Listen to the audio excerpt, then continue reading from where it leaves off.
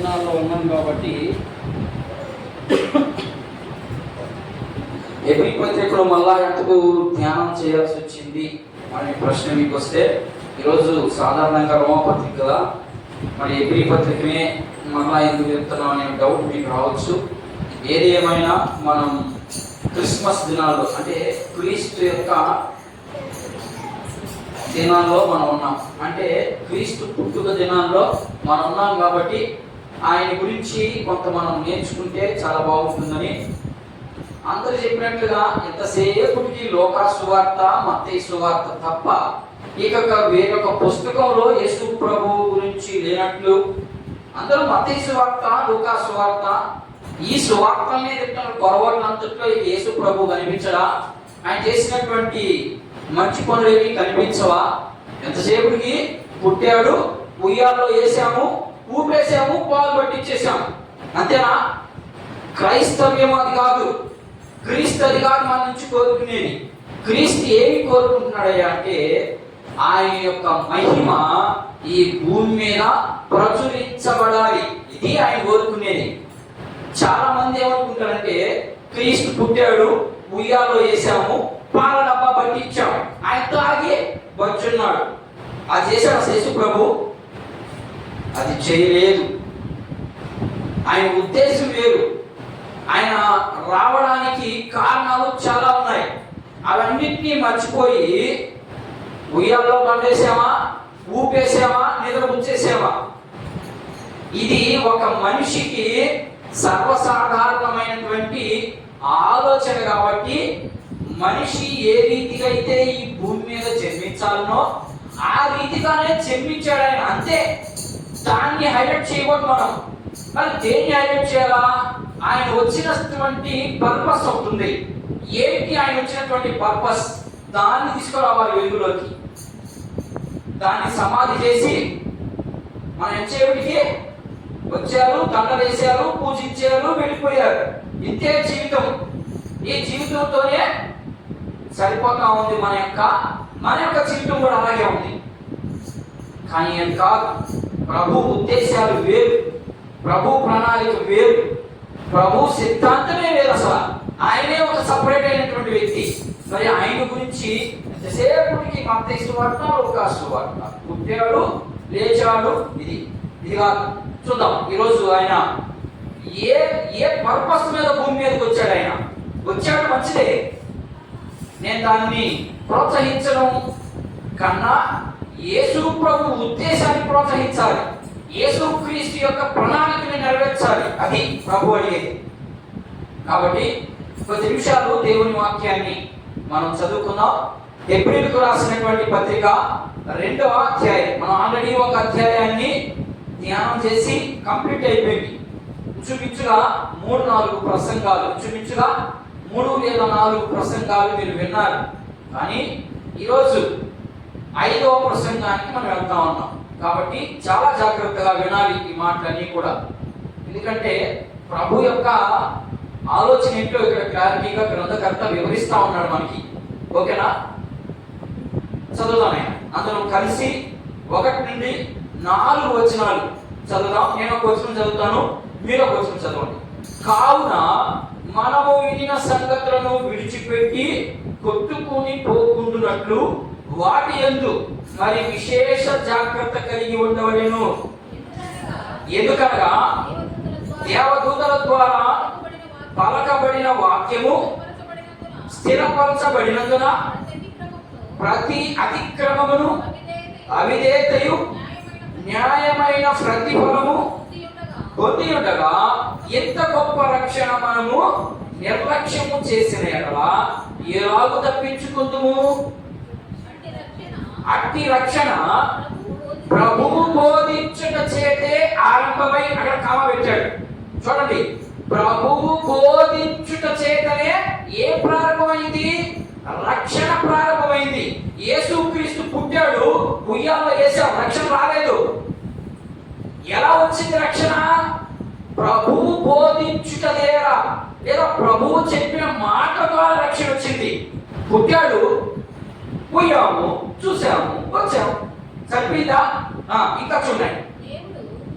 దేవుడు తన చిత్తానుసారముగా సూచక క్రియల చేతను మహత్కార్యముల చేతను నానా విధములైన అద్భుతముల చేతను వివిధములైన పరిశుద్ధాత్మ వరములను అనుగ్రహించడం చేతను వారితో కూడా సాక్ష్యమిచ్చుచుండగా వినిన వారి చేత మనకు దృఢపరచబడెను. ఈ 4 వచనాల్లో చాలా విషయాలు కనిపిస్తా ఉన్నాయి. నేను అన్ని విషయాలు ఈరోజు చెప్పలేను, కానీ 1వ వచనంలో ఒక 2 విషయాలు ఉన్నాయి. ఆ 2 విషయాలు నేను మీకు వివరించి అర్థమయ్యే రీతిగా మనం అర్థం చేసుకున్నానికి ప్రయత్నం చేద్దాం. ప్రార్థన చేద్దాం. ముందుగా ప్రేమ కలిగిన తండ్రి, కొందనాలు ప్రభువా, చదవబడినటువంటి వాక్య భాగంలో నుంచి నాతోనూ నీ బిడ్డలతోనూ మీరు సూటిగా మాకు అర్థమయ్యే రీతిగా మీరు మాతో మాట్లాడి ఈ శబ్ద యంత్రం ద్వారా ఎన్ని ఆత్మలైతే ఆర్పిస్తూ ఉన్నాయో వారందరూ కూడా వినిన సంగతులను జ్ఞాపకం చేసుకొని విశేష జాగ్రత్త కలిగి నీ గొప్ప రక్షణను పోగొట్టుకున్నటువంటి చాలా మంది ప్రజలు ఉన్నారు స్వామి. అలాంటి వారి హృదయాలను ఈ దినం, రేపు ఉంటామో పోతామో తెలియదు, ఈ దినం ఇప్పుడే వారికి రక్షణ దినముగా మార్చమని మా కొరకు తిరిగి రానైన యేసుక్రీస్తు వారి నామం పేరిట సర్వసత్యంలోనికి మమ్మల్ని నడిపించమని ఈ ప్రార్థన యేసుక్రీస్తు వారి నామం పేరిట ప్రార్థించి అడిగి పొందుతున్నాము తండ్రి, ఆమేన్. చదవబడినటువంటి వాక్య భాగంలో నుంచి ఒక 2 విషయాలు మనం క్షుణ్ణంగా నేర్చుకొని మనం ముగించుకున్నాం. చూద్దాం. ఆయన మొదటి వచనంలో 2 విషయాలు ఉన్నాయి. ఏమేమి ఉన్నాయి ఇక్కడ? నేను ఇక్కడ రాశాను, దాన్ని మీరు మళ్ళా ఒకసారి చదవాలి. మొదటి వచనంలో 2వ అధ్యాయము మొదటి వచనంలో 2 విషయాలు ఉన్నాయి. ఏంటి చదువు ఒకసారి? కావున మనము వినిన సంగతులు. ఏం విన్నాం? ఆయన ఇక్కడ ఉన్నటువంటి యూదా మతంలో నుంచి చాలా జాగ్రత్తగా ఉండాలి. ఈ పత్రిక అంతా కూడా యూదులకి, రెండవది యూదా మతంలో నుంచి క్రైస్తవ్యంలోనికి మారినటువంటి వారికి గుర్తుపెట్టుకోండి. దాంట్లో నుంచి మనమే నేర్చుకున్నాం. మనం కూడా ఇప్పుడు క్రైస్తవంలోకి వచ్చాం కాబట్టి మనమే నేర్చుకుంటున్నాం అంతే. ఇది యూదులకి రాస్తా ఉన్నాడు, హెబ్రీలకు రాస్తా ఉన్నాడు. హెబ్రీలన్నా యూదులన్నా అంతా దేవుని బిడ్డలే, దేవుని ఏర్పాటులో ఉన్నటువంటి ప్రజలు. ఓకేనా? మళ్ళా మీరు మిస్అండర్స్టాండింగ్ చేసుకోకండి. అందరూ కాదు, దేవుడు ఒక వ్యక్తిని ఎన్నుకున్నాడు, ఆ వ్యక్తికి సంబంధించినటువంటి ప్రజలతో మాట్లాడుతున్నాడు అనేది గుర్తుపెట్టుకోవాలి. ఓకేనా? సరే, ఇక్కడ దేవుడు కావున మనము వినిన సంగతులు అని అంటున్నాడు. ఎవరంటున్నాడు ఈ మాట అంటే ఈ గ్రంథాన్ని వ్రాయబడినటువంటి వ్యక్తి మాట్లాడే మాటలు ఇవన్నీ. మనము వినిన సంగతులు ఏమేమి విన్నారు, ఎందుకు ఇలా జరిగింది? మనం ఆ 4 వచనాలు చదివినప్పుడు, ఒక ప్యాసేజ్ చదివినప్పుడు ఒక భాగం మనకు అర్థమైంది. ఏమర్థమైందమ్మా? ఆయన మీరు నా సైజ్ చూడాలి. మీరు పుస్తకం చదివితే మీకు ఏం అర్థం కాదు. ఈ 4 వచనాల్లో రాయబడినటువంటి క్లుప్తంగా ఒక పిక్చర్, చిన్న పిక్చర్గా మీకు అర్థమైపోవాలి. ఏం చెప్తా వచ్చాడు అక్కడ అనేది మనం అర్థం చేసుకోవాలి. ఏం చెప్తా వచ్చాడంటే, మొదటి అధ్యాయంలో ఏం చెప్పాడు? యేసుక్రీస్తు ఎవరికంటే గొప్పవాడిని చెప్పుకుంటా వచ్చాడు? దేవదూతల కంటే గొప్పవాడు, ప్రవక్తల కంటే గొప్పవాడు, ధర్మశాస్త్రం కంటే గొప్పవాడు, బలుల కంటే గొప్పవాడు. ఈ విషయాలు చెప్పుకుంటూ వచ్చి చూడండి సంఘాన్ని ఎలా తీసుకొస్తా ఉన్నాడు, అక్కడ ఉన్నటువంటి విశ్వాసులకి ఎలా వివరిస్తున్నాడు చూడండి. మరి ఈ రోజు ఇలాంటి వివరణ ఉందా ఎక్కడన్నా? లేదు. కారణం ఏంటంటే అవగాహన లేకనే, క్రీస్తుకి వారికి సరైనటువంటి సత్సంబంధాలు లేకనే, పుస్తకాన్ని అధ్యయనం చేయాలి. ముందు పుస్తకంలో ఏమి ఇన్ఫర్మేషన్ చెప్తా ఉన్నాడు, సంఘానికి మనం ఏమి నేర్పించాలి, ఇది ఇన్ఫర్మేషన్ కావాలి. సరే, ఇక్కడ ఉన్నటువంటి వాక్య భాగంలో ఏం చెప్తా ఉన్నాడంటే, యూదా మతంలో నుంచి పాత రోజుల్లో ఏముంది? యేసుక్రీస్తు ప్రభు రాకముందు ధర్మశాస్త్రం ఉంది. ధర్మశాస్త్రాన్ని మీరితే వారికి ఏమొస్తుంది? మరణ శిక్ష వస్తుంది.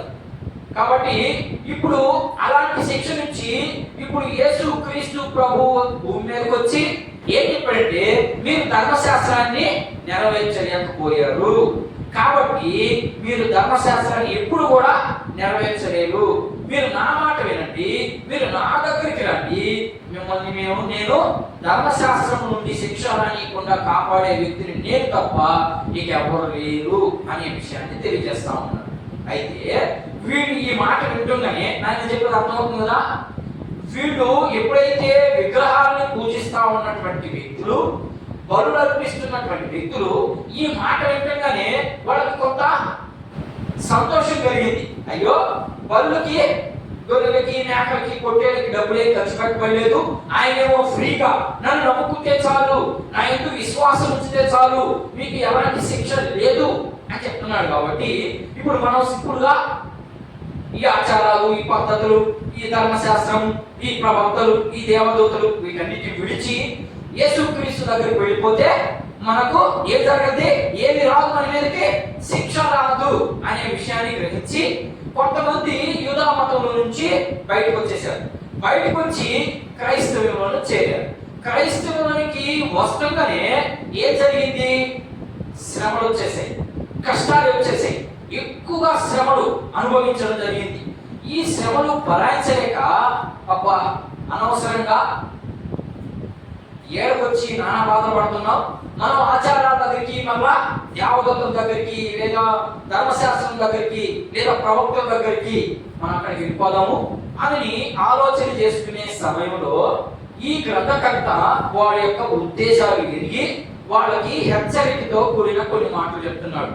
కావున మనము వినిన సంగతులను విడిచిపెట్టి కొట్టుకొని పోకుంటున్నట్టు. ఎక్కడ కొట్టుకోపోవాలి? ఇక్కడ కొట్టుకోబోయేది ఏంటి? ఏంటితో కొట్టుకోపోతాం? నాయన కొట్టుకోబోయేది మనిషి కొట్టుకోపోవాలంటే ఏం కొట్టుకోపోద్ది? మనిషి ఒక మనిషి కొట్టుకున్నాడు, ఏం వచ్చి కొట్టుకోపోద్ది? నీరు వస్తేనే. అందుకని సముద్రంతో పోలుస్తా ఉన్నాడు ఇక్కడ. కొట్టుకొని పోకుంటున్నట్టు మీరు జాగ్రత్త, విశేష జాగ్రత్త కలిగి ఉన్నామన్నాడు. అందులో నేను 2 విషయాలు రాశాను. దీనికి హెచ్చరిక అని పేరు పెట్టి, ఏంటి, దేవదూతల కన్నా యేసుక్రీస్తు ప్రభు శ్రేష్ఠుడు అనే విషయంలో ఇది 2వ భాగం. 2వ భాగంలో ఎలా శ్రేష్ఠుడు, ఎప్పుడైతే యూదులు వెనక్కి వెళ్ళాలనుకుంటున్నారో వాళ్ళు చెప్తున్నారు, పావుతు మీరు నా మాట వినండి, యేసుక్రీస్తు ప్రభు దగ్గర చాలా విశేషమైనటువంటి జాగ్రత్తలు ఉన్నాయి. ధర్మశాస్త్రం దగ్గర ఉన్నటువంటి వారు చాలా మంది తప్పిదాలు చేశారు, కాబట్టి మీరు అక్కడికి వెళ్ళొద్దు. ఎక్కడికి? యూదా మతం దగ్గరికి. యూదా మతం దగ్గరికి మీరు వెళ్ళొద్దు, మీరు క్రీస్తు దగ్గరనే ఉండండి అని వాళ్ళకి హెచ్చరిక చూపిస్తూ కొన్ని విషయాలు చూపిస్తా ఉన్నాడు. వాళ్ళకి ఏమిటేంటి ఆ విషయాలంటే, మనము వినిన సంగతులు అన్నాడు. మొదట్లో ఏం విన్నాం? మత్తయి సువార్త ఎవరు విన్నారు? నేను ఇక్కడ ఆగం. మనము వినిన సంగతులు అన్నాడుగా. చెప్పేది నేను, వినేది మీరు, అంతేనా? మరి మనం వినిన సంగతులు అంటే ఇప్పుడు దాని అర్థం ఏంటి? నన్ను అసలు మీరు బాగా అర్థం చేసుకోవాలి. ఇప్పుడు మనము వినిన సంగతులు, మనము అంటే నేను, మీరు కలిసి విన్నాం, కానీ బోధించేది నేను, వినేది మీరు. అంటే ఎవరితో మాట్లాడుతుంది ఇక్కడ? అంటే ఇక్కడ ఈ పుస్తకాన్ని రాసినటువంటి వ్యక్తి అక్కడ ఉన్నాడు. అప్పుడు ఎక్కడ? యేసుక్రీస్తు ప్రభు చెబుతూ ఉంటే అక్కడ విని నేర్చుకున్నటువంటి వ్యక్తి అని మీరు అర్థం చేసుకోవాలి. మొదటిగా అర్థమైందా? మనము వినిన సంగతులు, మనము అంటున్నాడంటే అక్కడ ఎవరికి పుస్తకాన్ని రాస్తున్నది? యూదులకి. ఇది మాత్రం గుర్తుపెట్టుకోండి, యూదా మతస్థులకి. అంటే ఈ గ్రంథకర్త యూదా మతస్థుడై ఉంటాడు, ఖచ్చితంగా యూదుల్లో నుంచే వచ్చినటువంటి వ్యక్తి. ఇది మొదటి విషయం. ఇకపోతే ఏం విన్నాం? మనం ఏం విన్నాం? వాళ్ళు ఏం విన్నారు? వాళ్ళు విన్నారమ్మా, ఏం విన్నారు? నేను పెద్దగా చెప్పాను. ఏమి విన్నారు వాళ్ళు? కోడు వినిన ఏది మనము వినిన సంగతులు అని అన్నాడుగా. ఏం విన్నారు వాళ్ళు? ప్రతిది వింటా ఉన్నాం కదా, ప్రతి మాట వింటున్నాం కదా, మాట్లాడే ప్రతి మాట వింటున్నాం. అందులో ప్రత్యేకించి ఇక్కడ గ్రంథకర్త మనము వినిన సంగతులు ఏమేమి విన్నారు? ఆచారాలు విన్నారా, పద్ధతులు విన్నారా, ధర్మశాస్త్రంలో ఉన్నదే బోధించారు. మళ్ళీ కొత్తగా ఏమి వాడే పుస్తకాలు రాసుకోలేదు. అప్పుడు క్రొత్త నిబంధన అప్పటికి వ్రాయబడలేదు. ఇది ఇప్పుడు జరిగిన సంఘటన. ఇది 1వ శతాబ్దంలో జరిగినటువంటి సంఘటన. యేసు ప్రభు ఉన్నటువంటి కాలంలో జరిగిన సంఘటనని ఇంచుమించుగా ఈ పుస్తకాన్ని రాసింది ఇప్పుడు 59లో రాశారు. అంటే ఇంచుమించు ఒక 50 సంవత్సరాలు గడిచిపోయిన తర్వాత రాసినటువంటి పుస్తకం ఇది. అప్పుడు విషయాలు ఇప్పుడు మాట్లాడుతున్నాడు. వాళ్ళకి నేర్పిస్తూ వాళ్ళకి చెప్తా ఉన్నాడు, ఇదిగో మేము కూడా ధర్మశాస్త్రం దగ్గరే ఉన్నాము, మేము కూడా బలుల దగ్గరే ఉన్నాము, మేము కూడా దేవుడి దగ్గర ఉన్నాం, యాజకత్వం కింద అంటే ప్రవక్తల కింద మేము కూడా ఉన్నాం. కానీ వాటి వల్ల మాకు ప్రయోజనం ఏమీ కలగలేదు. కాబట్టి ఇప్పుడు మేము క్రీస్తు దగ్గరకు వచ్చాము. క్రీస్తు దగ్గరకు వచ్చినటువంటి మేము స్థిరపడాలి. ఇంత గొప్ప రక్షణ మీరు చేయదలుచుకుంటున్నారా అని వాళ్ళకి హెచ్చరిక రూపంగా కొన్ని మాటలు చూపిస్తూ మీరు విన్నారు కదా అన్నారు. ఏం విన్నారు వీళ్ళు అంటే 1వ శతాబ్దంలో ఉన్నటువంటి ప్రజలు విన్నారు. ఏం విన్నారు? సువార్త విన్నారా? విన్నారు. మత్తయి సువార్త 3వ అధ్యాయము 1 నుంచి 3 వచనాలు చదవండి. ఇప్పుడు విని సంగతులు చూపిస్తున్నాను నేను. ఏమేమి విన్నారు? ఆడ వినమన్నాడు, మనము వినిన సంగతులు అన్నాడు. ఆ దినములందు బాప్తిస్మిచ్చు యోహాను వచ్చి పరలోక రాజ్యము సమీపించున్నది, మారు మనసు పొందడి, ఈ యూదయ అరణ్యములో ప్రకటించుచుండెను, ప్రభు మార్గము సిద్ధపరచుడి, ఆయన త్రోవలను స్థలాలను చేడి, అరణ్యములో కేక వేయక ఒకని శబ్దము అని ప్రవక్త అయిన. చాలు. ఇక్కడ ఏం చెప్తున్నాడంటే ఆ వ్యక్తి, ఇదిగో మనం ఏం విన్నావు మరొకసారి మీకు జ్ఞాపకం చేస్తా ఉన్నా నేను. ఏమేమి విన్నావు, అక్కడ ఏమి విన్నావయ్యా అని వాళ్ళు అడిగినప్పుడు, ఇదిగో ఫలాని ప్రవక్త యెషయా ప్రవక్త ఉన్నాడు కదా, మనం ప్రవక్తలే కదా నమ్ముతున్నాం ఇయ్యాక, అలాంటి వ్యక్తే ఇదిగో మారు మనసు పొందండి అంటే వాళ్ళకి మారు మనసు లేదా? ఆయన మీరు జాగ్రత్తగా వినాలి.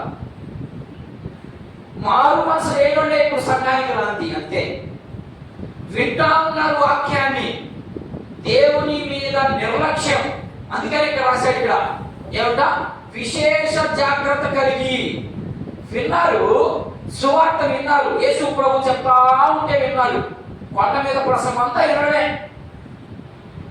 మత్తయి సువార్త 5వ అధ్యాయం స్టార్టింగ్ లో నుంచి 8వ అధ్యాయం చివరి దాకా ఇంచుమించు 3 రోజులు కొండ.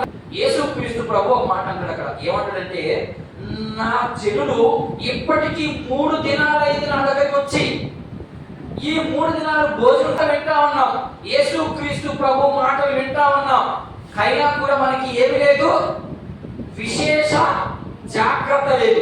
జాగ్రత్త లేనోడ పరిస్థితి ఏమైపోతుందంట, ఎట్లాంటమ్మా కొట్టుకొని పోతారంటే. ఆడకి పోతారు ఇవి కొట్టుకొని, శిక్షకి పాత్రులైపోతారని దాని అర్థం. ఆ మాట అర్థం ఏంటంటే, ధర్మశాస్త్రం మనకి ఏం చెప్పబడింది, ధర్మశాస్త్రాన్ని మీరితే మరణ శిక్ష అంటే శిక్ష వస్తుందని అర్థం. ఇప్పుడు ఆ ధర్మశాస్త్రాన్ని పుట్టించినటువంటి వ్యక్తిని నేర్పుతున్నామంటే, ఆ ధర్మశాస్త్రాన్ని సృష్టించబడిన వ్యక్తి కాడికి వచ్చి ఆయన మాటల్ని విని నిర్లక్ష్య ద్వారణ కలిగి దేవుని సన్నిధికి రాకుండా నీ ఇష్టానుసారంగా నీవు జీవిస్తూ ఉంటే మరి మనకి ఎలాంటి శిక్ష రావాలో మనం ఊహించుకోవాలి సాయి. ఓకేనా? ఇంకా కొన్ని మాటలు మాట్లాడతారు. ఏమని? యేసు క్రీస్తు ప్రభువే మా దగ్గర ఉంటే మాకు శ్రమ ఎందుకు వస్తాయి, మాకు కష్టం ఎందుకు వస్తుంది? పోతే పోయింది, మేము దేవుణ్ణి విడిచిపెట్టేసి మేము ఎక్కడతాం? ఇప్పుడు నా సైడ్ చూసి మీరు మాట్లాడాలి. మేము ఎక్కడతాం? లోకాన్ని సంపాదించుకునే దానికి వెళ్తాం. ఓకేనా? ధర్మశాస్త్రం ఏం చెప్పింది వాడికి, మీరు 6 దినాలు పని చేసుకొని 7వ దినము ఖచ్చితంగా నా మందిరంలో ఉండాలి, లేకపోతే మరణ శిక్ష. ఓకేనా? అంటున్నారా? ఏం చెప్తా ఉన్నాడు? 6 దినాలు పని చేసుకోండి, 6 దినాలు మీరే పని చేసుకోండి, 7వ దినం మాత్రం ఖచ్చితంగా దేవుని మందిరంలో కనిపించకపోతే అక్కడ ఉన్నటువంటి ప్రవక్తలు గవిని ఏడుపరికి తీసుకెళ్ళి రాళ్ళు తీసుకొని కొట్టి చంపారు. అంతే. మీకు ముందు ముందు ఇంకా బాగా అర్థమవుతుంది. ఈ పత్రిక అంతా కూడా ఈ 4 వచనాలు మీకు వివరంగా చెప్పిన తర్వాతనే నేను పుస్తకాన్ని పెడతాను. ఓకేనా? ఏం విన్నారు వీళ్ళు? ధర్మశాస్త్రంలో ఉన్న ప్రతి మాట విన్నారు. మనం కూడా సంఘానికి వచ్చినటువంటి విశ్వాసులుగా చలామణి అవుతున్నటువంటి మనం ప్రతి మాట వింటున్నాం, ప్రతి ఆదివారం వింటున్నాం, ప్రతి శుక్రవారం వింటున్నాం, సెల్ ఫోన్ లో కూడా వింటున్నాం. ఆఖరికి ఎంత గొప్ప రక్షణని నిర్లక్ష్యం చేస్తే మీరు ఎలాగో తప్పించుకుంటారు శిక్ష? నా ప్రశ్న. తప్పించుకుంటారా? ఈరోజు క్రీస్తును నమ్ముకున్నటువంటి జనాంగం, క్రీస్తు సంఘముగా ఏర్పరచబడిన వంశములో లిఖించబడిన మనము ప్రభు సన్నిధికి రాలేదు అంటే మనము తప్పించుకోగలమా ఆయన శిక్షని? అదే ఇక్కడ హెచ్చరిక చేస్తా ఉన్నాడు. మీరు ఎంత గొప్ప వాక్యాన్ని నిర్లక్ష్యం చేసి వినట్లుగా మీరు మారు మనసు పొందండి రా బాబు అని బాప్తిస్మం ఇచ్చి యోహాను నుంచి చెప్తే వీళ్ళు ఏమయ్యారు? యేసు ప్రభు దగ్గరికి ఎందుకు వచ్చారు? ఏదో సుఖం దొరుకుతుందిలే, డబ్బులు ఖర్చులు తగ్గిపోతాయిలే, అక్కడికి పోతే బలులకి మా దగ్గర డబ్బులు లేవు, ఇక్కడైతే బలులు లేవు, అర్పణ లేదు, కాసేపు దేవుని మందిరంలో కూర్చుంటాం, వింటాం, ఆయన ఆరాధిస్తాం, వచ్చేస్తాం, అయిపోయింది అనే ఉద్దేశంతో వచ్చారు. అంటే ఏం రాలేదని? మారు మనసు రాలేదని. మారు మనసు రాకుండా వీళ్ళు మీ వ్యక్తిగత జీవితాన్ని ఏం చేసుకునేదానికి, వ్యక్తిగత జీవితంలో సుఖపడడానికి యేసు ప్రభు దగ్గరకు వచ్చారు. అంతే. అలాంటి వాళ్ళకి హెచ్చరిక చేస్తాను. ఉదాహరణకి ఒక 2 మాటలు నేను మీకు చెప్తాను. చాలా మంది ఏమనుకుంటారంటే మాకు ఎందుకు వచ్చిన గొడవలే, మేము యేసు ప్రభు దగ్గరికి పోము, మా పోకపోతే మీకేమొస్తుందని చెప్తా నేను. మీరు క్రీస్తు నమ్ముకున్నటువంటి ప్రజలు, అంటే సంఘంలో చేర్చబడినటువంటి ప్రజలు. ఇప్పుడు చర్చికి రాలేదనుకుందాం కొంతమంది, వాళ్ళ దగ్గరికి వెళ్ళి ఏమమ్మా చర్చికి రావట్లేదు, నువ్వు రాకపోతే రేపు ప్రభువులు ఎక్కడితే మరి ఆ లెక్కలో నిలబడాలనుకుంటున్నావా? అట్లా చేసి ఎట్లా నాయన, ఒక వారం కాకపోయినా గొడవన్నా జాగ్రత్త కలిగి రావాలి కదా అన్నా అనుకుని, అప్పుడు ఆమె ఏమంటుంది? ఆయన ఆమె ఏమంటారమ్మా? చెప్పండి. మాకేమిటి, మేము నరకానికి అయినా పోతాం. ఏంటండి? మేమైతే రాదు కానీ మేము నరకానికి అది ఎవరు చూసినాడు అనే ఉద్దేశంతో మేము ఏమైపోయినా పర్వాలేదు అని అనుకుంటారు. మంచిదే, నీ ఆలోచన చాలా గొప్పది. అయితే క్రీస్తు ఒక మాట అంటున్నాడు. ఏమంటున్నాడంటే, నేను ఈ భూమి మీదకి నేను ఎందుకు పంపించినప్పుడు నా మాట విని నా మాట ప్రకారం జీవించక నీ ఇష్ట ప్రకారం నువ్వు జీవించి మళ్ళా ఏం చెప్తున్నావు? పోతే పోతావే నరకానికి అని అనుకుంటున్నావే. మరి నేను నీ కోసము ఎలాంటి స్థితిలో నుంచి వచ్చాను? కిందకి ఎలాంటి స్థితిలో నుంచి వచ్చారమ్మా ప్రభు మన కోసం? ఉన్నతమైనటువంటి ఉన్నతం కాదు అది, చెప్పలేము దానికి, దాన్ని చెప్ప సత్యమైనటువంటి సౌభాగ్యం కలిగినటువంటి వ్యక్తి ఆయన. అర్థమైందా? అంత ఉన్నతమైన వ్యక్తి మరి నీ కోసము శరీరాన్ని ధరించుకొని ఈ భూమి మీదకి వచ్చి, బాబు ఇదిగో నేను ఎలా జీవిస్తున్నానో అలాగునే అంటే అర్థం ఏంటి? నాలా జీవించలేదు, నాలాగున అంటే నన్ను చూసి నేర్చుకోండి, నా వలే ఉండమన్నాడు. ఉండగలమా మనం? ఈ లోకంలో క్రీస్తుతో కూడా సరైనటువంటి వ్యక్తి ఎవరూ లేరు. మనం లేము, ప్రవక్తలు లేరు, బైబిల్లో ఉన్నటువంటి ఏ విశ్వాసి కూడా లేడు. ఏదో ఒక విషయంలో తగ్గిపోయినటువంటి వారే. అర్థమైందా? మనం ఏం చేసుకోవాలా? నా వలే నన్ను పోలి నడుచుకోండి. అదే పౌలు కూడా అంటాడు గలతీ పత్రికలో, నన్ను పోలి మీరు, నేను క్రీస్తుని పోలి నడుచుకున్నట్లు మీరు నన్ను పోలి నడుచుకోండి అని అంటాడు. అసలు ఆ పోలిక ఏంటి? ఆ పోలికలు మనలో ఉన్నాయా? అసలు క్రీస్తు బీజం మనలో ఉందా? యోహాను పత్రికలో ఉంటది, క్రీస్తు బీజము లేనివాడు వాడు ఎవరంట? క్రీస్తుకి కుమారుడు కాదు, క్రీస్తు బిడ్డ కాదు. ఆ బీజం కలిగినటువంటి వ్యక్తి ఎలా ఉంటాడు? ఉదాహరణకి ఒక మాట చెప్తాను. నా పోలిక మనలో లేకపోతే, క్రీస్తు చెప్పినటువంటి మాటలు లేదా ఆయన పోలికలు మనలో లేకపోతే మనం ఆయన పెట్టినట్లు పేరుకి మాత్రం సంఘాన్ని, అది నీ వరకే, దేవుడు దాన్ని యాక్సెప్ట్ చేయడు.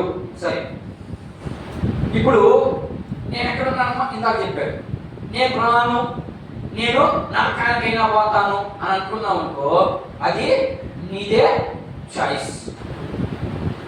ఓకేనా? నీ ఇష్టం. ఈ మన జీవితం ఎంత, మన జీవితం ఎలాంటిదిమా? మన జీవితం ఎంత బోర్ పట్టే, మన ఆయుష్ అల్పకాలమైనటువంటి ఆయుష్. మనం యెషయా గ్రంథం 40వ అధ్యాయం 6వ వచనం చూడండి ఒకసారి. 6వ వచనం కాదు, చదువుకుంటాను. ఆలకించుడి అమ్మా, ప్రకటించు. ఏమని ప్రకటించమన్నాడు చూద్దాం అక్కడ. ఒకడు ఆజ్ఞ ఇచ్చుచున్నాడు, నేను ఏమి ప్రకటించునని మరి ఒకడు అడుగుచున్నాడు. సర్వ శరీరులు ఏమైందంటమ్మా? మనం ఎలా పోల్చబడ్డాం? గడ్డితో పోల్చబడ్డాం. గడ్డి బాగా ఎండగాసిందనుకో ఏమైపోద్ది? అంతే. మన ఆయుష్ కూడా అంతే. ప్రభు చెప్పిన మాట వినలేదా అయిపోతాం అంతే మనం కూడా. ఆయన మన సాయి ఊరికే జస్ట్ చూస్తే, కన్ను రెప్పటి చూస్తే చాలు ఎండిపోయే స్థితి. ఈ అల్పకాలమైనటువంటి ఈ పాప భోగము కోసము మనము దేవుణ్ణి విడిచి, వీళ్ళు అదే అనుకుంటున్నాడు, ఎక్కడైతే క్రీస్తుని విడిచి మన ఆచారాల దగ్గరికి వెళ్ళాలనుకున్నారో అలాంటి వ్యక్తికి చెప్తా ఉన్నాడు, మీ ఆయుష్ కొద్దే మేము యేసు ప్రభువుని నిర్లక్ష్యం చేస్తామంటే నీ కర్మ నువ్వే అనుభవిస్తావు. ఆయనేమో నీకు కూడా రక్షణ ఇచ్చాడు, నువ్వే చేతులారదాన్ని పోగొట్టుకుంటున్నావు. నేను పోతాను నరకానికి, నేను ప్రభువు నమ్ముకోలే, నేను ప్రభు మాట వినలే, నేను దేవుడి సన్నిధికి రానులే, నా ఇష్టం వచ్చినట్టుగా నేను జీవిస్తాను అనుకుంటే కుదరదు. ఆ పప్పులే ఉడకవు. ఇక్కడ పప్పు ఉడకాలి అంటే ఖచ్చితంగా మంట ఉండాలి. మంట లేకుండా పప్పు ఉడకదు. మంట లాంటిది దేవుని వాక్యం. ఎంత గొప్ప రక్షణను విడిచి మరలా ఎందుకు ప్రభుత్వం దగ్గరికి వెళ్తారంటున్నారు మీరు? ఎంత గొప్ప రక్షణ విడిచి ఎందుకు మీరు లోకానికి వెళ్తున్నారు? 6 దినాలు పని చేసుకున్నారు, ఏ రోజు తెలిపడింది మీకు పనికి? మన భాషలో మనం అర్థం చేసుకున్నానికి మాట్లాడుతున్నాను నేను. 6 దినాలు పని చేసుకున్నారు, అర్థమైందా? 6 దినాలు పని చేసుకుని 7వ దినం ప్రభు సన్నిధిలో లేకపోతే ఎలా ఉడకతాది నీకు పప్పు? ఉడకదు. అలాగే మీరు ఇప్పుడు దాకా క్రీస్తు దగ్గరుండి మీరు ఇప్పుడు క్రీస్తుని విడిచి వెళ్ళిపోతే రేపు ఆయనే తీర్పరి. మీరు అనుకుంటున్నారేమో ధర్మశాస్త్రము దేవదూతల ద్వారా ఇవ్వబడిందని. లేదు, ఆ ధర్మశాస్త్రాన్ని పుట్టించిందే ఈయన అనే విషయాలు గంభీరంగా చెప్తా ఉన్నాడు. వాళ్ళకి ఏం మెత్తగా ఏం చెప్పట్లేదు, గంభీరంగా హెచ్చరిక అంటే హెచ్చరిక చేస్తున్నాం. తప్పు చేసేందుకు ఒకరిని, ఎవరైనా ఒకటి తప్పు చేస్తే వాడికి హెచ్చరిక ఎలా ఇస్తాం? ఘాటుగా ఇస్తాం.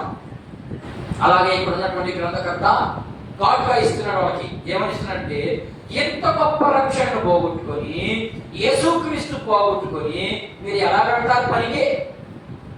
మీరు ఎలా వెళ్తారు యూదా మతానికి అనే ప్రశ్న ఇక్కడ వేస్తా ఉన్నాడు. ఓకేనా? సరే, దీంట్లో నుంచి ఒక్క ఉదాహరణ చెప్పి నేను 2వ పాయింట్కి వెళ్తాను. విశేష జాగ్రత్త కలిగి ఉండాలి. కలిగి ఉండకపోతే ఏం జరగతుంది, ఏం జరగద్ది అనే కూడా నేను 2 విషయాలు చెప్తాను. దీనికి మొదటిగా ఏం విన్నామయ్యా అంటే, మన ఆయుష్ అంతా కొద్ది కాలం. ఈ ఆయుష్లో దేవుని మాట వినకపోతే నీకు నీవే ఉత్తరవాది, నీకు నీవే ఆ శిక్ష అనుభవించాలి. రాహాబు గుర్తుందా మీకు? రాహాబు గుర్తుందమ్మా? ఎక్కడ ఏ గ్రంథంలో ఉంటుంది? రాహాబు తెలీదా? వేశ్య అయినటువంటి రాహాబు తెలుసా? తెలీదు, అసలు తెలీదయ్యా. ఎవరికి చలనం లేదే. రాహాబు తెలీదమ్మా.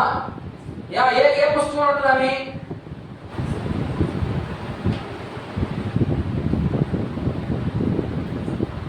ఏం వింటున్నారు మీరు? ఏమి వింటున్నారు? రేపు ఇదే ప్రశ్న దేవుడు అడిగితే జవాబు చెప్పగలరా? ఇదే ప్రశ్న అడుగుతాడు రేపు దేవుడు మిమ్మల్ని. నువ్వు దేవుడి సన్నిధికి వెళ్ళావు, ఏమి నేర్చుకున్నావు, ఏమి గుర్తు పెట్టుకున్నావు అని అడుగుతాడు. అడిగినప్పుడు మన దగ్గర జవాబు ఉందా? లేదంటే కారణం ఏంటి? కారణం ఏంటమ్మా? మన నిర్లక్ష్యం, మనకు మనమే ఉత్తరవాదులు. అందుకని ఇక్కడ రాస్తాడు యెహోషువ గ్రంథం. చదువు ఒకసారి. యెహోషువ గ్రంథం 4వ అధ్యాయం. అయినా 2వ అధ్యాయం, 2వ అధ్యాయం 4వ అధ్యాయం కాదు. చూద్దాం, అందరూ చూద్దాం. బైబిల్ ఉన్న ప్రతి ఒక్కరు చూడండి. ఎందుకు ఇంత గొప్ప రక్షణని నిర్లక్ష్యము చేసి దేవుడు మనకు ఒక కమిటీ చెప్తా ఉన్నా కూడా మనము విననట్లుగా ఉన్నాము అంటే దానికి ఎవరమ్మా దానికి ఉత్తరవాదులు? నాయన 2వ అధ్యాయము నేను ఎక్కడి నుంచి చదువుతారంటే 10వ వచనం కాదు చదువుకుంటున్నాను నాయన. కొంత వివరణ మీకు కావాలి, చాలా జాగ్రత్తగా చదవాలి నాయన. మీరు ఐగుప్తు దేశము నుండి వచ్చినప్పుడు మీ ఎదుట యెహోవా ఎర్ర సముద్రము నీరును ఎలాగూ ఆర్పింపజేసెనో యోర్దాను తీరమునున్న అమోరీయుల ఇద్దరి రాజులైన సీహోనుకును ఓగునుకును మీరేమి చేసితిరో అనగా మీరు వారిని ఎలాగూ నిర్మూలన చేసితిరో ఆ సంగతి మేము వింటిమి. ఎవరంటున్నారు ఈ మాట? ఏమో కనబడుతుంది ఇక్కడ? నేను రాసే చూడండి ఇక్కడ. ఇక మీకు కరెక్ట్ పాయింట్ వెళ్ళిపోతుంది. మీకు ఒక్క ముక్క చదివితేనే అర్థమైపోవాలి. ఇక్కడ ఏం ఎవరు మాట్లాడుతున్నారు? ఆమెతో, రాహాబుతో.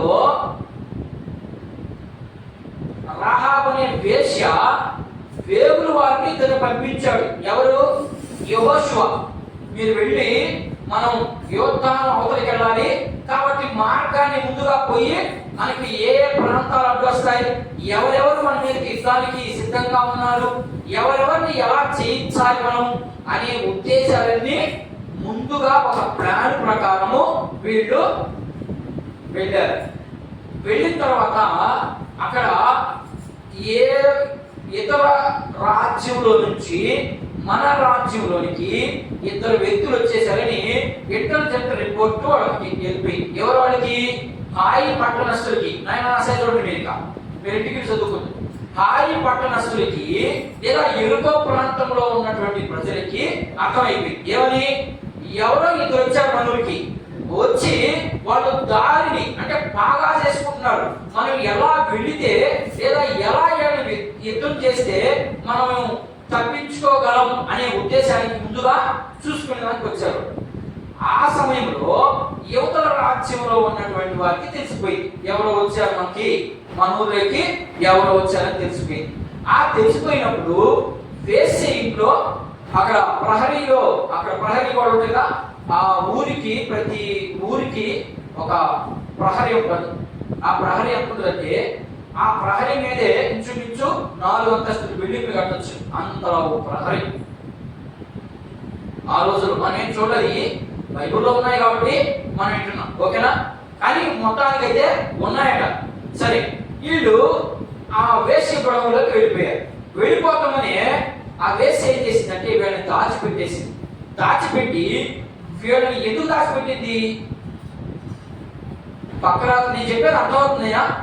పక్క రాజ్యంలో నుంచి ఒక ఇద్దరు వచ్చేసారు మనకి. లేదా ఉదాహరణకి దానికి కొంతమంది సైనికులు లేదా దూతలు కొంతమంది వాళ్ళని వెతుకుతా ఉన్నారు. ఈ ఎతికే ప్రాంతంలో వాళ్ళు తెలిసిపోయింది ఎక్కడి నుంచి వచ్చిన వాళ్ళకి, మన పక్క ఊరి నుంచి వచ్చిన వాళ్ళకి తెలిసిపోయి వాళ్ళు ఇప్పుడు ఏం చేశారంటే వేసి గృహంలోకి వెళ్ళిపోయారు.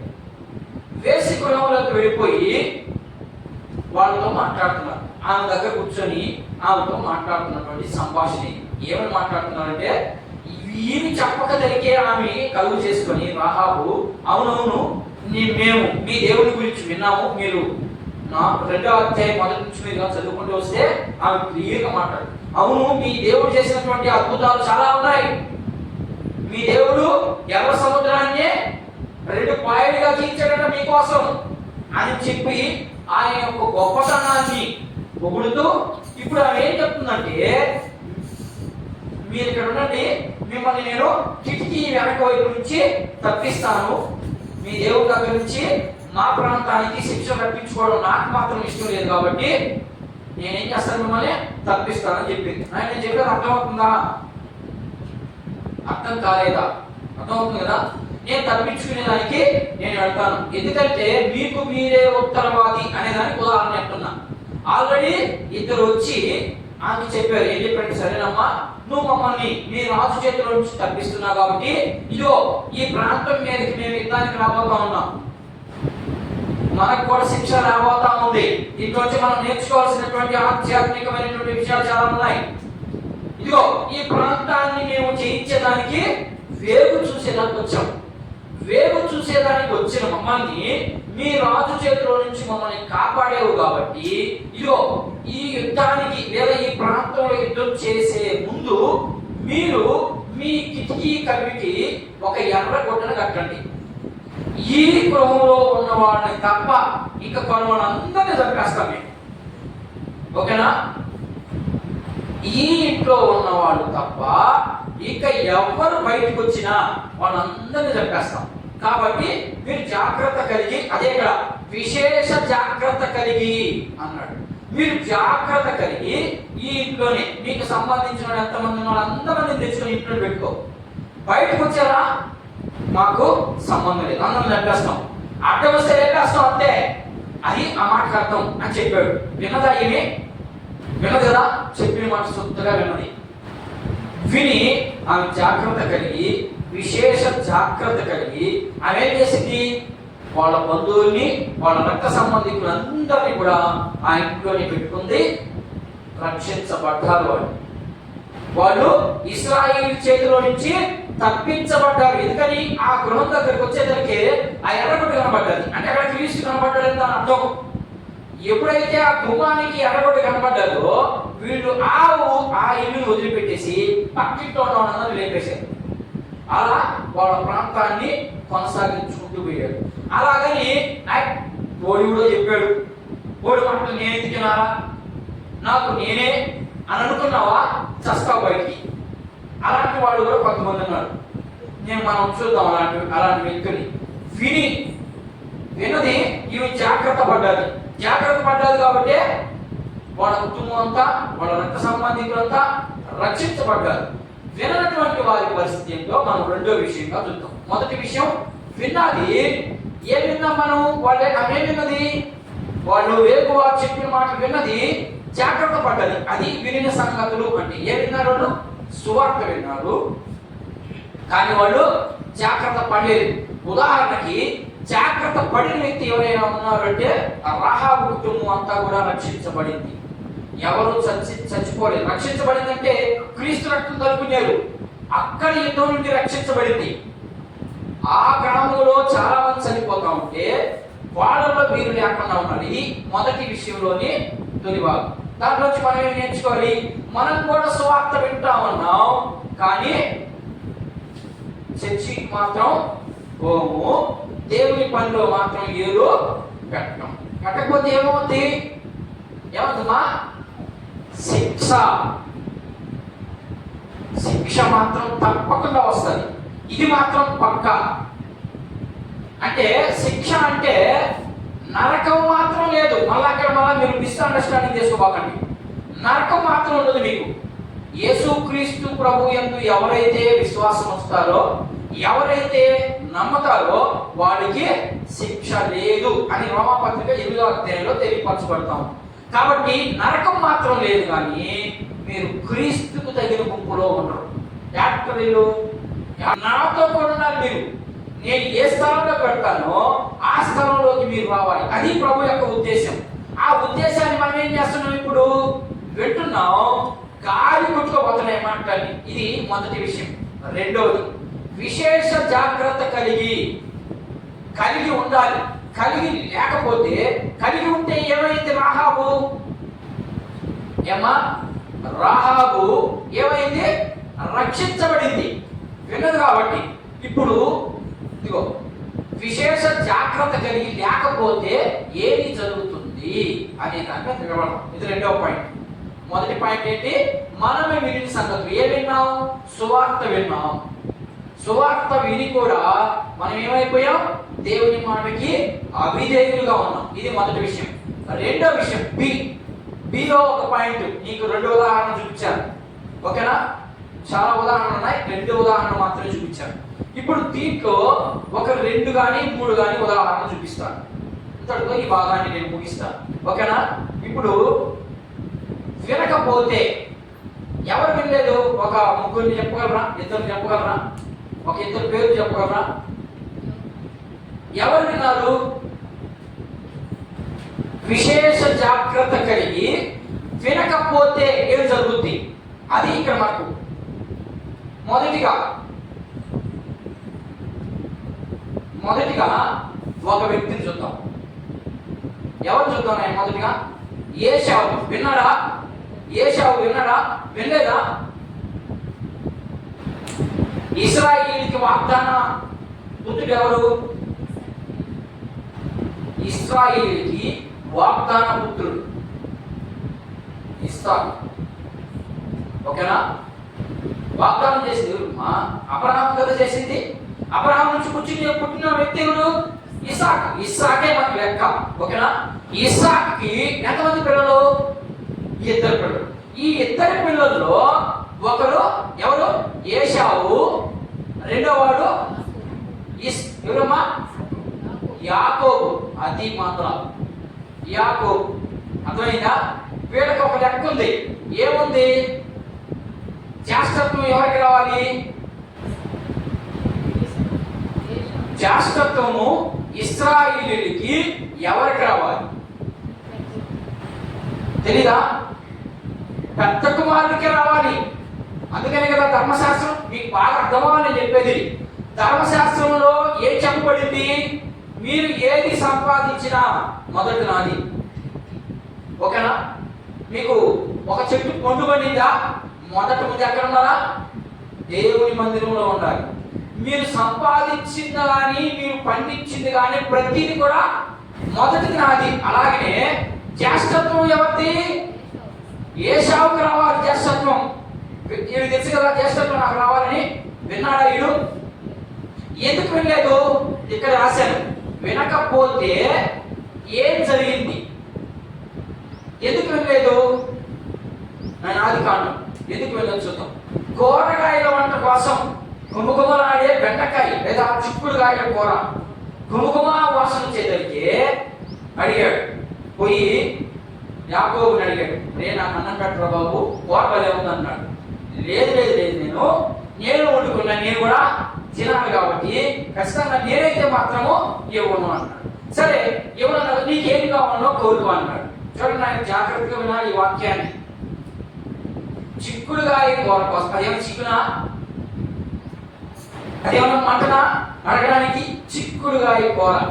చిక్కుడుగాయ కూర కోసము గుమగుమా అనే దానికి వెళ్ళాడు. అడిగాడు, ఈయన ఎంత డబ్బులు కావాలో చెప్పిస్తానన్నాడు. ఈయన అన్నాడు, ఓ తెలియగలడు. యాకోబు పేరు అంటే యాకోబు అనే పదానికి అర్థము మోసగాడు, అంతేగాని వాడేం మోసం చేయలేదు. మోసం చేశాడా? ఏశావును మోసం చేశాడా? చాలా మంది ఏశావును ఏం మోసం చేయలేదు. చెప్పాడు, నేను ఇవ్వను అన్నాడు. నేను వండుకున్నాను, నేనే తింటాను అన్నాడు. ఇప్పుడు ఏమడిగాడు? నీకు ఎంత డబ్బులు కావాలని చెప్పు, నేను ఇచ్చేస్తాను, ఆ కూర నాకు ఇచ్చే అన్నాడు. అబ్బే నాకు వద్దని వద్దు నీ డబ్బులు అన్నాడు. మనమైతే కూర చేసిన 50 రూపాయలకి 5,000 ఇచ్చేస్తే ఇచ్చేస్తాను అన్నాడు. అంటాం మనం. వాడు అనలేదు అక్కడ.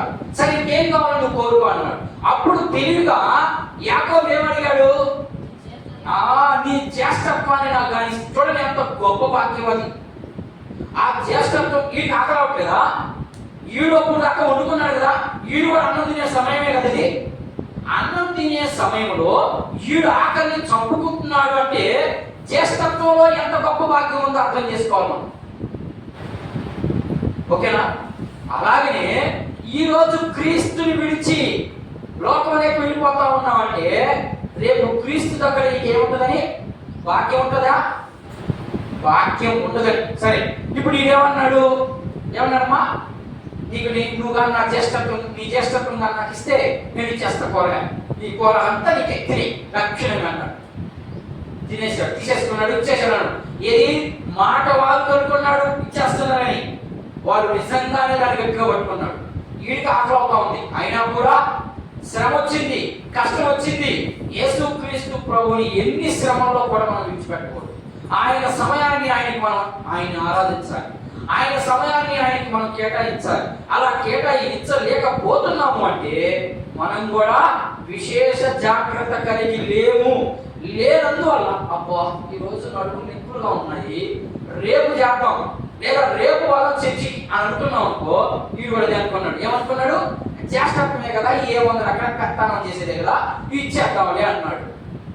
వీడేం చేశాడు, కానీ ఆకలి కోసం, శ్రమ కోసం, క్రీస్తు కోసం గట్టిగా పట్టుకున్నాడు. పట్టుకొని ఇప్పుడు ఏమన్నాడు, వీడికి ఏమొచ్చిందమ్మా, ఆశీర్వాదాలు. చదవండి ఆయన ఒకసారి ఆదికాండము 27వ అధ్యాయం చూడండి. ప్రకటన ఒక 2 మాటలు చెప్పి నేను ముగిస్తాను. ఆదికాండము 27వ అధ్యాయం 1వ వచనం చూడండి. ఆయన 1వ వచనం చదువు.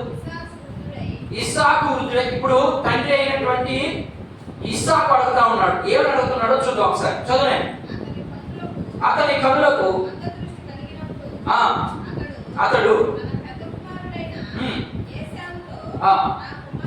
నా కుమారుడా అతన్ని పిలువగా అతడు చిత్తము నాయన అని అతనితో అని. అప్పుడు ఇస్సాకు, ఇదిగో నేను వృద్ధుడను, నా మరణము నాకు తెలియదు, కాబట్టి నీవు దయచేసి నీ ఆయుధములైన నీ అంగుల బుద్ధిని, నీ విల్లును తీసుకొని అడవికి పోయి నా కొరకు వేటాడి మాంసముద్యము, నేను చావక మునుపు నిన్ను నేను ఆశీర్వదించినట్లు నాకు ఇష్టమైన రుచికరమైన భోజనము సిద్ధము చేసి నేను తినుటకై నా యొద్దకు తెమ్మని చెప్పాను. ఏం చెప్పాడు ఇస్సాకు?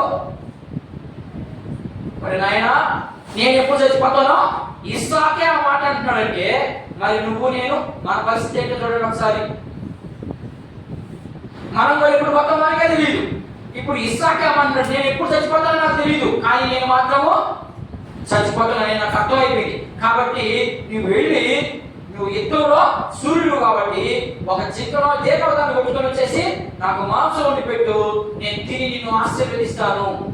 జ్యేష్ఠత్వంలో ఉన్నటువంటి గొప్ప భాగ్యమేది. ఆ ఆశీర్వాదం, తల్లిదండ్రులు వచ్చినటువంటి ఆశీర్వాదము వాళ్ళ జీవితాంతం వస్తూ ఉంటుంది. ఈ రోజు రాదు, ఆ రోజు వచ్చింది, ఈ రోజులు రావు. ఎందుకని? వాక్యానుసారంగా జీవించాడు కాబట్టి. ఇస్సాకు జీవిస్తే ఆ దీవెనలు వాళ్ళ కుటుంబం మీద నిలబడ్డాయి. ఈ రోజు వాక్యానుసారంగా నిలబడకుండా నువ్వు ఎన్ని దీవెనలు ఇచ్చినా ఆ దీవెనని నీ కుటుంబంలో పని చేయవు. అంటే కన్ఫర్మ్ ఇది. ఆ రోజు ఇస్సాకు దేవుని మాటకు లోబడ్డాడు, దేవుడు చెప్పినట్లుగా చేశాడు కాబట్టి ఆయన దీవించబడితే యాకోబు దీవించబడ్డాడు. మరి ఈ రోజు నీవే సక్రమైనటువంటి స్థితిలో లేకుండా నువ్వు పోయి ఎన్ని దీవెనలు నీ కుటుంబానికి ఇచ్చినా, ఇంకొకరికి ఇచ్చినా నిలబడవు. నువ్వు ఎప్పుడైతే కరెక్ట్గా ఉంటావో అప్పుడే ఆ కుటుంబంలో కూడా దీవెనలు, ఆశీర్వాదాలు నిలబడతాయి. ఓకేనా? అయితే ఇది ఇక్కడ జరిగింది. ఏమని? ఆశీర్వదిస్తానన్నాడు. వేడాడి ఈ అడగగానే రేపకమ్మ ఏం చేసింది? తొందరగా పిలిచింది యాకోబుని. ఒరి నాయన నువ్వు రారా, మీ అన్నాడు ఎల్లున్నాడు, నువ్వు వచ్చి ఆ గొర్రెని కోసి గబ్బ వండేస్తా.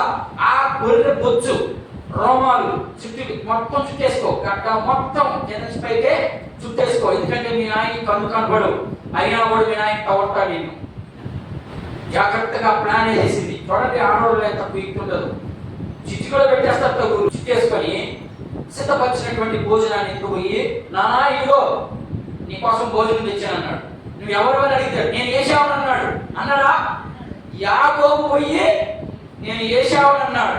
చూడండి ఎంత దౌర్భాగ్యుడు. దేనికోసం? ఇది దౌర్భాగ్యమైన పనా? కాదు. వాడికి ఆల్రెడీ చెప్పాడు, నువ్వు నా కోట తీసుకున్నావు కాబట్టి ఖచ్చితంగా జ్యేష్ఠత్వం నాకే రావాలి, అది నాకు మాత్రమే స్వాస్థ్యం. ఎందుకని? నేను దానికోసం చాలా కష్టపడ్డాను. భోజనం లేకుండా ఉన్నాడు కూడా, మళ్ళా వండుకొని తెచ్చుకొని తిని టైం అయిపోతుంది. అంటే ఇంచుమించుగా 3-4 గంటలు పట్టింటుంది మన లెక్క ప్రకారం వేసుకున్నా కూడా. అలాంటి శ్రమలు అనుభవించాడు. ఈరోజు 7 దినాలు దేవుని మందిరంలో 7వ దినం కనబడకుండా ఉన్నామంటే మన పరిస్థితి ఎలా ఉంటుందో చూడండి ఒకసారి, ఆలోచన చేద్దాం మనం ఖచ్చితంగా. సరే, ఇప్పుడు ఏం జరిగితే వచ్చాడు, మొత్తానికి తిన్నాడు, ఆశీర్వదించేసాడు అంతే. ఎవరికి? యాకోబుకి ఆశీర్వదించేసాడా? ఇప్పుడు పేజీ తిప్పండి. ఇప్పుడు ఆదికాండము 27వ అధ్యాయం, 27వ అధ్యాయము మరి 19వ వాక్యం లేదా 30వ వాక్యానికి రండి. 30వ వాక్యం కానీ చదువుకుంటారండి. ఇప్పుడు ఏం జరిగిందమ్మా? ఇక్కడ ఏం జరిగింది? యాకోబుని దీవించేశాడు, తినేశాడు, దీవించేశాడు, అయిపోయింది. ఇక ఆయన దగ్గర దీవెన ఉండవు. ఒక్కసారే, రెండోసారి దీవెన పని చేయదు, ఒక్కసారే దీవించేది ఆ రోజుల్లో. కాబట్టి దీవించేసాడు, అయిపోయింది. ఇప్పుడు ఈడు వెళ్ళాడు, ఈడు పోయి అతను తెచ్చి మాంసం చేసుకొని అంతా చేసుకొని ఇస్సాకు దగ్గరికి తెచ్చి, నా ఇదిగోని తెచ్చాను తిందురా అన్నాడు. ఎవరు నువ్వు అన్నాడు. నేను చేసావు అన్నాడు. మరి ఇంతకు ముందు వచ్చేవాడు, అయిపోయింది పని. అప్పుడు చూడండి ఏం జరిగింది, చూడండి 30వ వచనం. ఇస్సాకు యాకోబుని దీవించిన తరువాత యాకోబు తన తండ్రి ఇస్సాకు ఎదుట బయలుదేరి వెళ్ళి తక్షణమే అతని సహోదరుడైన ఏశావు వేటాడి వచ్చెను. అతడు రుచిగల భోజనము సిద్ధపరిచి తన తండ్రి యొద్దకు తెచ్చి, నా తండ్రి నన్ను దీవించినట్లు లేచి ఈ కుమారుడు వేటాడి తెచ్చిన దాన్ని తినమని తన తండ్రితో అని. అతని తండ్రి అయిన ఇస్సాకు, నీవెవరమని అని అడిగినప్పుడు, నేను నీ కుమారులను ఏశావు అను నీ జ్యేష్ఠ కుమారుడుగా. ఇస్సాకు ఏం జరిగించున్నాయన ఇస్సాకు ఏమైపోయాడు చూడండి ఒకసారి. ఇస్సాకు మిక్కటగా గడగడ వణుకుచు, అక్కడైతే వేటాడి భోజనము నా యొద్దకు తెచ్చిన వారెవరు క్వశ్చన్ మార్క్ పెట్టాడు అక్కడ. ఏశావు తండ్రి చదువు, నీవు రాక మునుపు నేను వాటిలో నీటి తిని అతనికి నిజముగా దీవించి తిని అతడు దీవింపబడిన వాడు అయ్యాడు. ఏశావు తన తండ్రి మాటలు విన్నప్పుడు ఏమైపోయాడమ్మా? దుఃఖపడ్డాడు, బాధపడ్డాడు.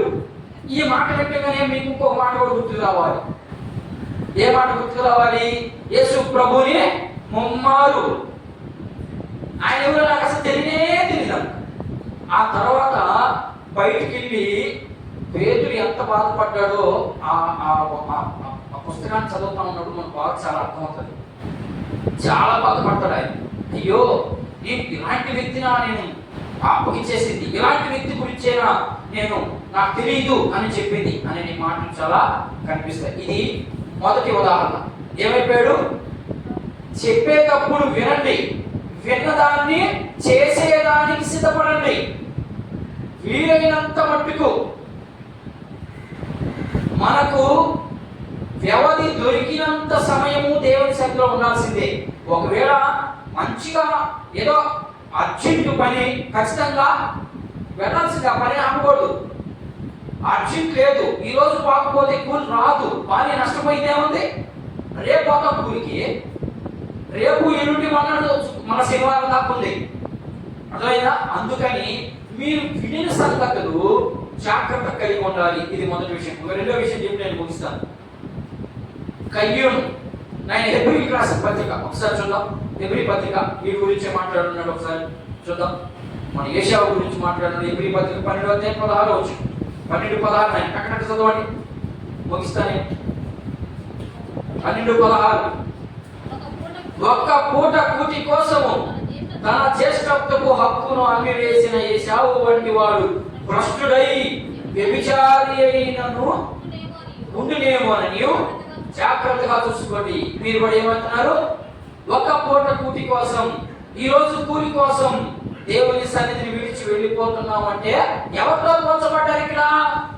వ్యభిచారంతో పోల్చబడ్డాం. దేవుని బిడ్డలమయ్యి రక్షణ పొందుకొని యేసుక్రీస్తు ప్రభువే నిజ రక్షకుడని ఎరిగి ఈయన ద్వారా నిత్య జీవాన్ని పొందుకుంటామని ఎరిగి దేవుని సన్నిధిని విడిచి వెళ్ళిపోతా ఉన్నాము అంటే, దేవుని సన్నిధిలో మనం సరిగా గడపలేకపోతున్నాం అంటే మనం ఎలా అనుకోవడమే? కట్టుకున్న భర్తని విడిచి వేరొక భర్తకి లోబడినట్టే లెక్క. జాగ్రత్త.